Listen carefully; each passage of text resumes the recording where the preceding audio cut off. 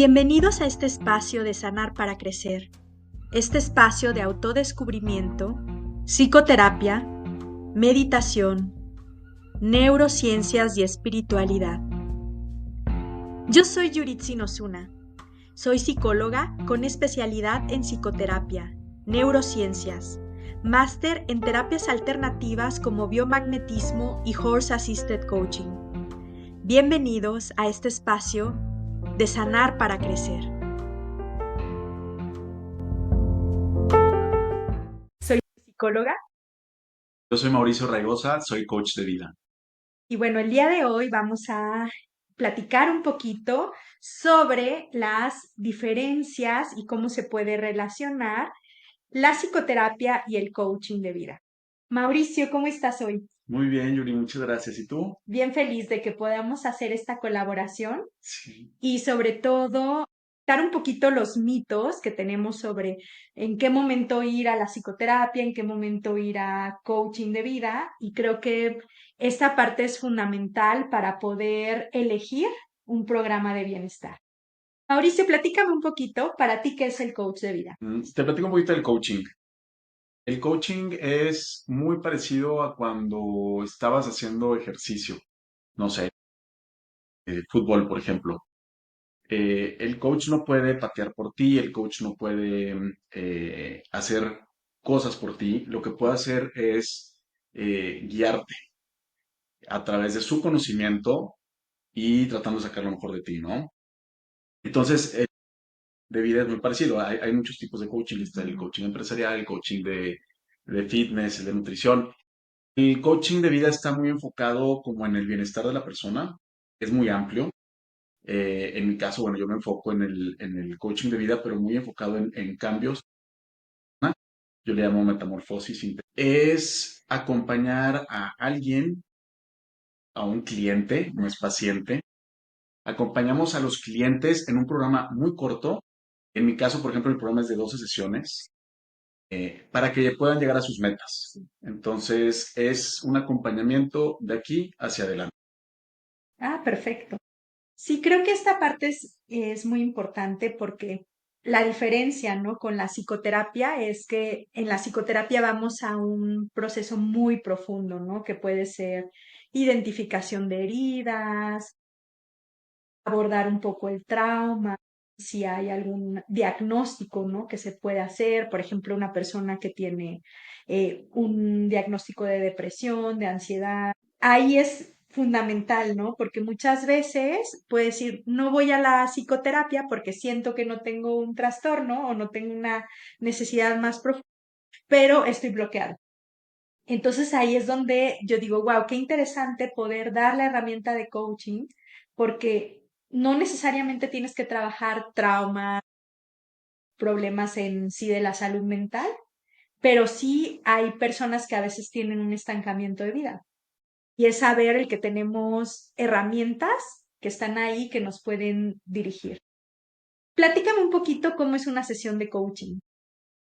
Ahorita que hablabas de las heridas, yo trabajo mucho con heridas. El programa que yo tengo, que son 12 sesiones, habla de si identificamos las heridas, identificamos las creencias ocultas, identificamos los miedos, pero si llega un cliente y me dice que está estancado porque tiene miedo a fracasar, porque su papá siempre le dijo que no era bueno para algo, Exacto. yo no me voy a clavar ay, ¿qué te decía tu papá y por qué te lo decía? Yo parto de que ya tienes ese recuerdo o ese trauma o ese estancamiento en tu vida y de ahí ya se identifica y yo no trabajo en el por qué pasó, simplemente bueno, ya como adulto, cuando lo identificas, también es diferente, ya que lo puedes apreciar y tal vez puedes entender un poquito por qué tu papá lo hacía como adulto y no como un niño regañado o un niño que quería complacer al papá. Ya puedes desde ahí empezar a trabajar. Entonces, las sesiones de coaching eh, son de mucho empuje y son de mucha motivación, son cuestionamientos. Yo no puedo meter mi cuchara, como dicen, ¿no? Entonces, si llega alguien y me dice, tengo miedo de fracasar porque de chiquito, en ese caso, de que mi papá siempre me presionó para ser mejor que él, por ejemplo, yo no le puedo, yo no indago tanto como con temas personales, simplemente es, ¿por qué crees que tu papá hacía eso? Ok, ¿cómo te ha impactado positivamente eso que pasó en tu infancia? Pero yo pregunto, entonces la persona va sacando sus propias conclusiones y le van cayendo 20. En mi caso, yo soy coaching y con la población que trabajo es una población gay y me estoy enfocando en el tema de heridas. Entonces yo me considero mentor Ujú. más coach porque ya lo viví. Entonces, cuando eres mentor y coach, puedes meter un poquito tu cuchara, Claro. pero lo ideal es que vayan haciendo, ¿no? Del cliente. Entonces llega el cliente, hay una sesión de apertura porque siempre hay Sí. tareas. Entonces, bueno, si tienes miedo a esto, tu tarea es, y yo tengo varios ejercicios dependiendo de la situación de cada Ujú. cliente, les encargo tareas. Entonces llegar a la sesión ya con algo trabajado Sí. y partimos de ahí para destrabar y para correr hacia adelante, ¿no? A través de cuestionamientos y a través de otros ejercicios que se pueden hacer en las sesiones. Son cosas muy prácticas normalmente, pero muy profundas que pueden como sacar muchos recuerdos o muchas cosas tristes o incluso pueden ser cosas alegres, pero se remueve mucho. Sí. Entonces llega a la sesión ya como más o menos así y ya de ahí trabajas con diferentes ejercicios y cuestionamientos para llegar al objetivo. Me imagino que en terapia es parecido, aunque es un poco más confuso, al menos en mi caso, yo que he tomado terapia, yo no he llegado con mi psicólogo y le digo, quiero cambiar esto en mi vida. O sea, como que a veces llegas con tanto en la cabeza y van saliendo cosas. El paso número uno de coaching es tener un objetivo muy claro, saber qué es lo que quieres lograr, porque tienes 12 sesiones para hacerlo. Ujú. Entonces, de repente me toca que me escribe gente y me dice, estoy pasando por un cuadro depresivo. Sí. Les digo, sabes que eso yo no lo puedo trabajar. Tal vez si tú me dijeras, oye, estuve deprimido Ujú. porque no me sentía con suficiente valor para emprender un negocio, pero ya estoy listo para hacerlo y quiero lograr este proyecto. Ahí sí. Por ejemplo, si yo veo que es un bloqueo muy fuerte, si ya estás trabajando con el cliente y ves que en el mismo caso, para no dar como tantas variaciones, de la persona que tiene algunos traumas de su infancia por algún tema con su papá, Claro.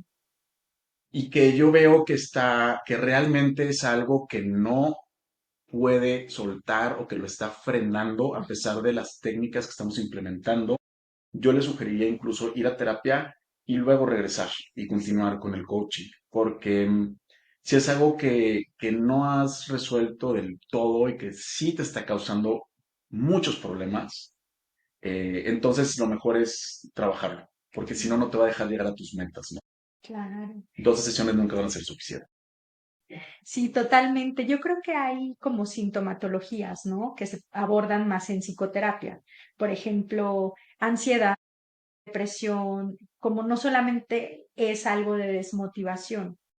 En el caso de una persona con depresión, que yo creo que es el peor consejo que le dan las personas que no tienen la empatía o el conocimiento, es un échale ganas, ¿no? O motívate.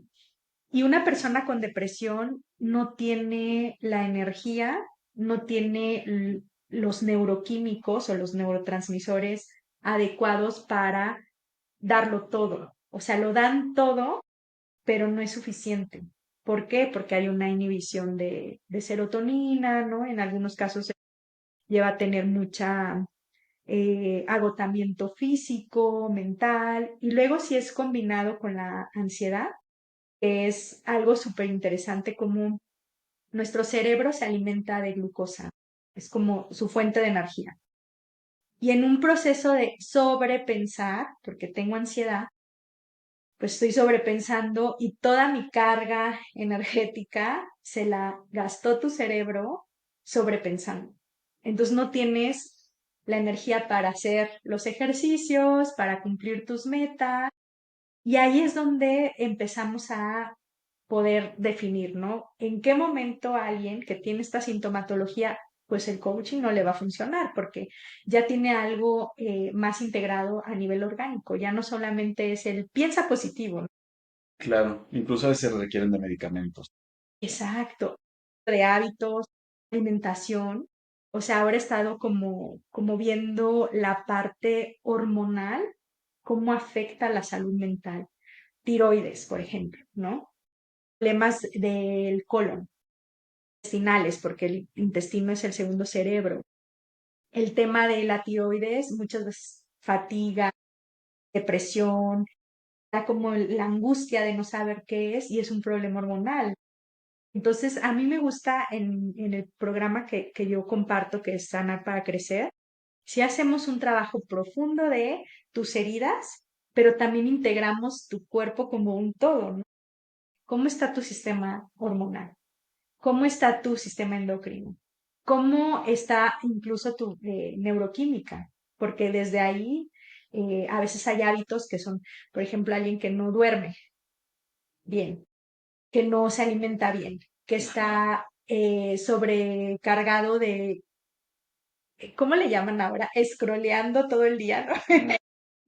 Que es estar en el celular viendo videos de TikTok y toda esa sobreestimulación, por supuesto que va a tener un impacto en tu salud mental. Y es como la tecnología en la actualidad está impactando la salud mental de los jóvenes y el ya no tener como el esfuerzo para llegar como a la serotonina, que es la serotonina, la satisfacción de vida de haber logrado metas. Mm, Y dices, o sea, ya no me esforcé, ya quiero todo inmediatamente, la dopamina es como lo que nos está generando esta necesidad de recompensa inmediata, de placer inmediato. cierto. Claro, sobre todo en las nuevas generaciones, pues es que ya no se limita nada más a las nuevas generaciones, ya está pasando en todas las edades. En todas las edades. Y ahí es donde, ok, ¿cómo podemos hacer esta sinergia? Que me encanta el tema porque yo sí observo, a veces hay personas que ya no es un proceso de psicoterapia tan profundo, porque si tú sigues rascando y rascando y rascando la herida, pues tener personas años en procesos, pero no cumpliendo sus objetivos. Claro, yo no sé qué opinas tú, yo, muy personal, siento que las heridas nunca van a desaparecer. Yo creo que las heridas que ya traemos son parte de nosotros, pero en el momento en que las reconoces, las abrazas, las entiendes y aprendes tú a conocerte y por qué reaccionas de ciertas formas, por qué ciertas cosas te molestan, entonces ahí ya partes para decir, o sea, en vez de estar como trabajando en borrar algo que es difícil o Claro. imposible, aprendes a vivir con eso y lo vuelves incluso a tu favor. Y creo que ahí entra una parte de psicoterapia y otra parte de coaching. En otros casos, ahorita que decías como el tema de depresión, a mí me han contactado curiosamente varias personas que han tenido muertes de seres Sí, cercanos y entonces me piden como el apoyo para hacer terapia, de sí. terapia, para hacer las sesiones de coaching y yo las dirijo a terapia. Les digo que necesitan tal vez una tanatóloga o una psicóloga para trabajar el duelo. Y les digo, es que después del duelo va a venir algo bonito. Y cuando regrese ese espíritu a tu vida y digas, quiero hacer esto y esto y esto porque aprendí esto y esto y esto, yo aquí voy a estar. Y yo te voy a ayudar a que llegues a esas metas. Pero primero tienes que vivir otro proceso que no me corresponde a mí Ujú. trabajar. Sí, qué valioso el reconocer hasta dónde es el alcance, ¿no? Porque si es un proceso de duelo que mueve otras heridas, se te puede deprimir más, ¿no? Que muchas veces pasa con las otras terapias, como las constelaciones o así, que las personas van, abren una herida muy profunda y luego no saben qué hacer. Termina la sesión y luego, ¿qué hago con esto que descubrí? Claro. Y entonces surgen como, sí, es procesos de transformación, que yo estoy de acuerdo con el tema de heridas, que no desaparecen porque pues es una memoria al final, una memoria emocional y si viene con un trauma, una memoria de trauma. No puedes cambiar lo que pasó, pero sí puedes cambiar cómo te sientes ante eso. Ujú. Y ahí es donde uno puede elegir transformar, ¿no? Hay arquetipos Ujú. de vida que nos van a tocar el botón. Es como a veces hay personas que dicen, ay, no lo puedo ver o no la puedo ver porque me recuerda a mi mamá o a mi papá o a la persona que me violentó. Y entonces esos son activadores. Pero cuando tomas conciencia, puedes elegir qué hacer con ese detonador. Y a veces ni sabemos, ¿no? ¿Por qué detona? Exacto. Sí, es muy interesante. La verdad, creo que son dos cosas muy diferentes. El coaching obviamente es muy nuevo. Yo tomé coaching hace 12 años. A mí me funcionó muchísimo porque yo ya tenía una meta muy clara. Entonces, yo quería venirme a vivir a San Cristóbal de las Casas y emprender un proyecto para apoyar a mujeres indígenas. Yo tenía mi vida en Monterrey. Entonces, el coach, pues básicamente eso. Yo le decía, es que ya me paralicé, es que tengo miedo. Y a través de preguntas de ejercicio, he motivado todas las sesiones. Sí. Y en la semana, porque es una vez a la semana, y a veces cada 2 semanas, empezaba yo mismo a convencerme de que tal vez no era lo mejor. Regresaba y otra vez. Pero era como este tema de tú mismo ir descubriendo por qué si quieres hacer lo que dijiste que querías y por qué quieres llegar a la Sí, meta. Por eso es bien importante en coaching tener una meta claro. bien clara, no dos o tres, no submetas. O sea, Ajá. una meta, porque es lo que es el enfoque que necesitas para poder seguir caminando hacia esa meta cuando tu Sí, mismo sistema te diga, mejor no, porque estamos acostumbrados a la rutina, estamos acostumbrados a lo que conocemos. O sea, todo el mundo nos entra el miedo cuando son cosas desconocidas, a pesar de que las deseamos. En el tema del coaching está muy enfocado en eso, ¿no? Es como, cómo te motivo para que cumplas lo que quieres claro. a través de ejercicios y cuestionamientos, pero es algo que tú trajiste hacia mí porque es algo que tú quieres. Y cuando no tienen muy claro lo que quieren, sí hay formas de hacer como ejercicio a través de cuestionamientos, pero sí, si a mí me toca de repente decir, ¿sabes qué? Es que yo no te puedo ayudar, Ujú. pero es que yo quiero ser más feliz. Y por más que hago preguntas y todo, como que no logran encontrar la raíz de eso que tienen que cambiar. Hay veces que como coach lo puedes trabajar, porque sí, a través de Sí. cuestionamientos sale, pero hay veces que la gente no lo tiene, no, por más que lo haces, no lo tiene claro, ¿no? Es en el inconsciente. Entonces ahí luego es muy difícil trabajar, porque ¿qué es lo que pasa? Pasan 12 sesiones, en mi caso, que soy de 12 sesiones, el programa que yo tengo, ¿y qué pasa si a la sesión 12 no llegaron a sus metas? Se van a agüitar, Sí. van a decir, o sea, no sé, entonces viene la otra parte del bajón. Y si ya llegaban queriendo hacer algo y sentían que no eran suficientemente buenos para hacerlo, y pasa un periodo donde normalmente sí pasa, y ellos no lo lograron, entonces sale peor. En ese caso es mejor decir, yo no puedo trabajar contigo. Claro. Volviendo al tema de que ves gente y de repente sientes algo, yo cuando siento eso prefiero no trabajar con las Ujú. personas, porque creo que el coach es hasta cierto punto, es como tu coach de atletismo. Yo que hacía atletismo de Sí. chiquito, pues era mi cuate, o sea, era mi amigo. Sí, era mi coach, pero al mismo tiempo era como esa persona en la que confiaba, en la que sabes que te iba a ayudar a ser mejores, correr más rápido, o aguantar más, o saltar más lejos, lo que.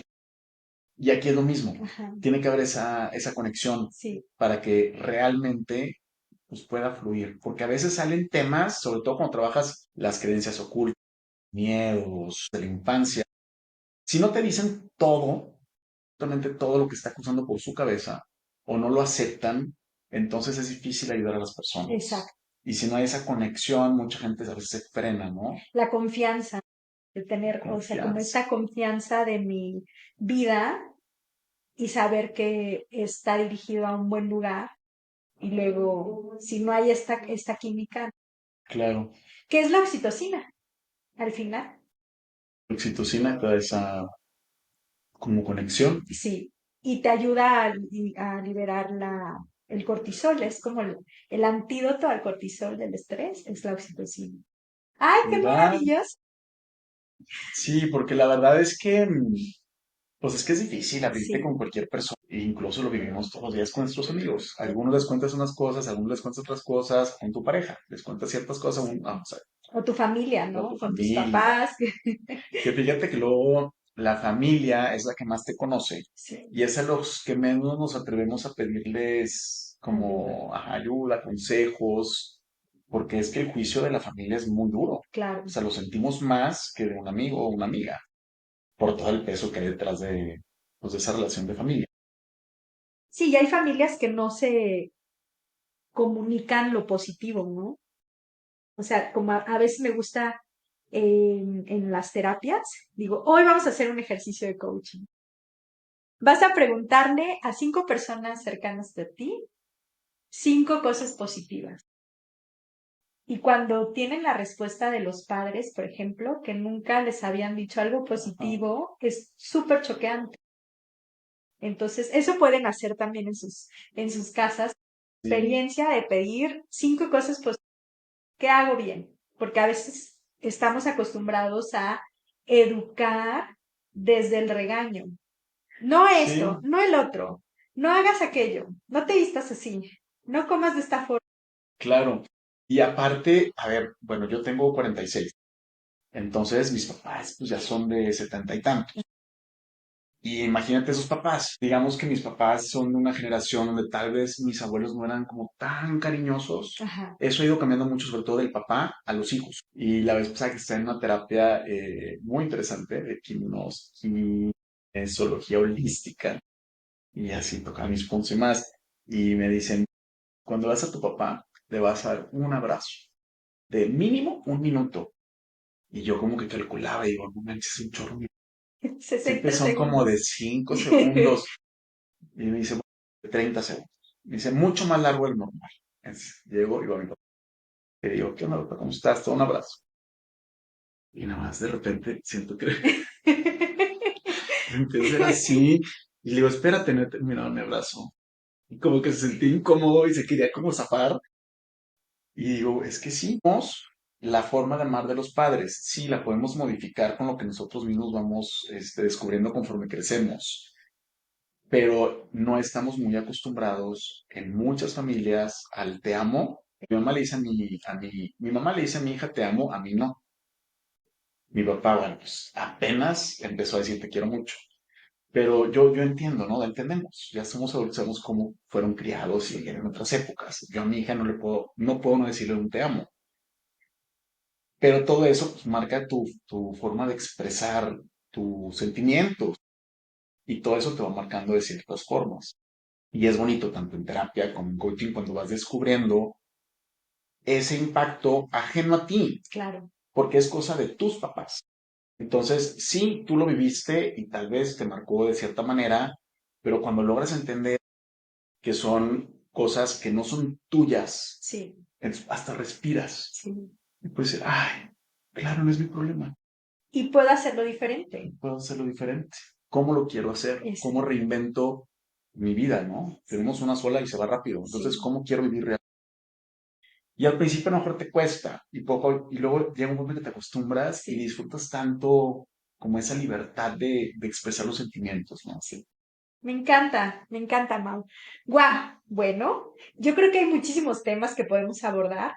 Los invitamos a que nos escriban si tienen como algunas preguntas o quieren algunos otros temas en los que podamos compartir y hablar. De momento, pues muchísimas Muchas gracias. gracias. Dejamos los datos en la descripción. Bonito día. Hasta luego. Chao.